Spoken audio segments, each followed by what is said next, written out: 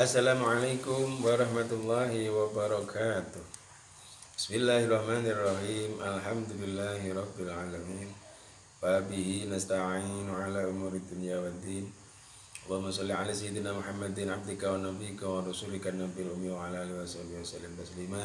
Qadri 'azamati dzatika fi kulli waqtin wa hin. Sallallahu ala Muhammad. Allahumma shalli ala sayyidina Muhammad wa sallim. Subhanaka la ilma lana illa ma 'allamtana innaka antal alimul hakim.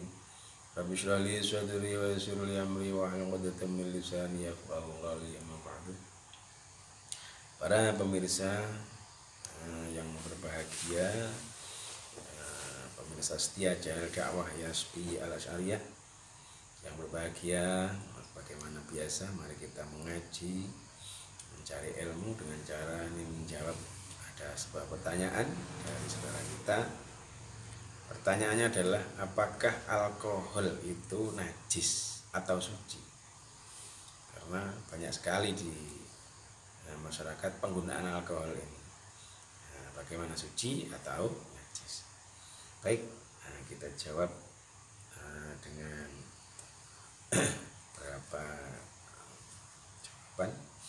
Yang pertama, alkohol ini menurut 4 madhab semuanya sepakat itu adalah najis dengan berdasar pada surat Al-Maidah ayat 90 yang disebutkan, Bismillahirrahmanirrahim, ya ayyuhalladzina amanu innamal khamru wal maisiru wal ansabu wal azlamu rijsun min amali syaitan fajtanibuhu la'allakum tuflihun. Jadi termasuk disamakan alkohol itu disamakan dengan di sini al-khamr, innamal khamru sange pesne khamr wal maisir dan judi iku rijsun min amali syaitan, rijsun najis. Jadi alkohol itu dikatakan kemufakatan 4 madhab ini karena alkohol itu disamakan dengan khamr.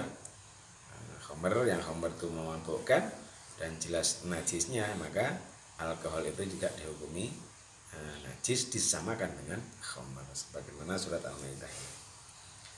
Kemudian Syekh Rabi'ah ini guru dari Imam Malik.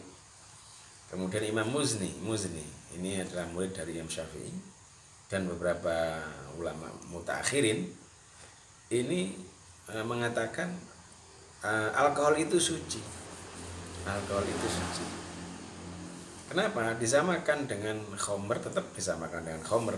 Cuman para ulama ini menafsiri khamr itu rijsun najis, itu yang dimaksud najis maknawi, bukan najis lafzi.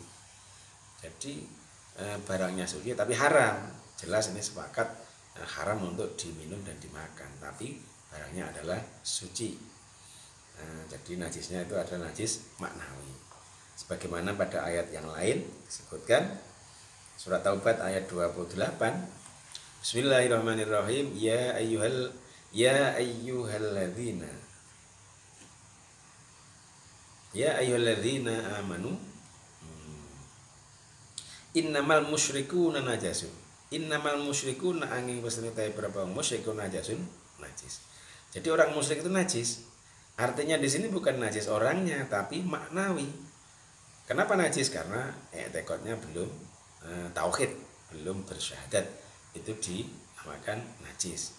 Tapi kalau kita bersentuhan dengan orang-orang musyrik, orang-orang yang kafir, tidak terus kita harus membasuh tangan kita karena kita bersentuhan dengan najis. Orang itu badannya suci, tapi yang najis itu adalah maknawinya karena dia belum bersyahadat. Sama dengan tadi itu, khamr itu menurut Imam Rabi'ah, guru Imam Malik dan Imam Muzni dan Syekh yang lain ba'dul mutaakhirin, sebagai ulama akhir ini mengatakan itu maknanya adalah najis rijsun secara maknawi. Dohirnya suci. Jadi khamr itu juga suci menurut beliau-beliau ini. Perlu kita sedikit belajar untuk makanan dan parfum biasanya memang kadang-kadang dicampuri alkohol. Parfum itu kadarnya biasanya 4 sampai 5 alkohol untuk menghilangkan atau menjaga biar tidak rusak, biar awet. Kalau semacam itu maka hukumnya parfum itu tetap kita menggunakan yang suci dan boleh digunakan, karena sulit nanti kalau gitu hukumnya tidak suci. Kemudian kalau untuk minuman keras biasanya alkohol itu kadarnya 25-50%. Ini sudah minuman keras, baru ini yang yang innamal khamru tadi itu. Tapi kalau yang untuk makanan dan parfum biasanya cuma kadarnya 4 atau 5%. Kalau ini kita mengikuti yang suci, jadi memakai parfum yang ada.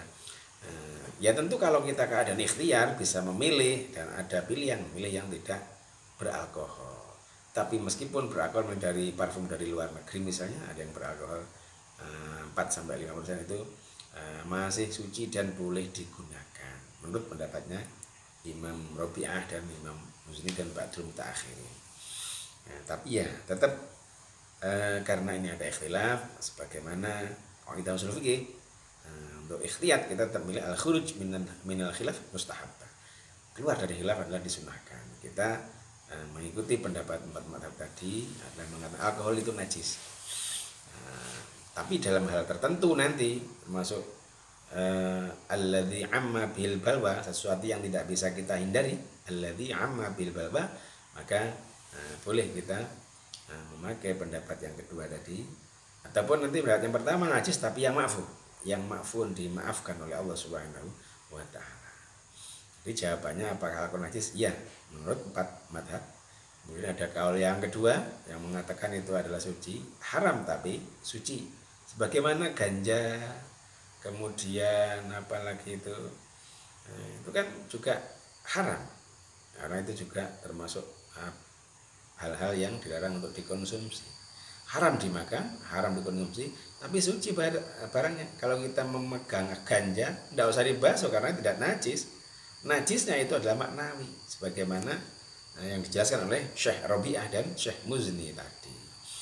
Maka seperti itu. Pertanyaannya kita tegaskan lagi, apakah alkohol itu najis? Menurut 4 mazhab itu ittifaq najis. Kemudian bagaimana kalau sudah kita ada parfum diberi alkohol gitu, selama kadarnya sedikit untuk menjaga biar tidak rusak, maka itu kita mengambil pendapat yang kedua boleh, dan ini adalah juga sahih, suci. Ataupun mengambil pendapat yang pertama najis tapi yang dimaafkan Allah Subhanahu wa taala. Jadi kita pakai minyak wangi, mungkin kadang-kadang mencari yang tidak beralkohol kesulitan, ada yang dari luar negeri itu beralkohol, jelas itu tidak akan banyak, karena kalau banyak mahal, alkohol rugi nanti tokonya juga. Jadi parfum yang beralkohol asalkan tidak sampai melebihi batas itu masih suci dan bisa dipakai, tetap disunahkan karena berwangi-wangi untuk berangkat Jumatan dan sholat dan sebagainya itu disunahkan. Terima kasih, mungkin ini saja biar kita jelas hukumnya alkohol itu. Allahumma inni qad istau'tuka man qara'tuhu ma sami'tu maka tatu ma hafadtu ilayya indaka ilai waj'alhu liman nafa'an barakan fi dunya wa dunya wal akhirah. Subhanaka Allahumma bihamdika asyhadu an la ilaha illa anta astaghfiruka wa atubu ilaik. Subhanaka Allahumma bihamdika asyhadu an la ilaha illa anta astaghfiruka wa atubu ilaik. Subhanaka Allahumma bihamdika asyhadu an la ilaha illa anta astaghfiruka wa atubu ilaik. Walafu minkum akhiran, wassalamualaikum warahmatullahi wabarakatuh.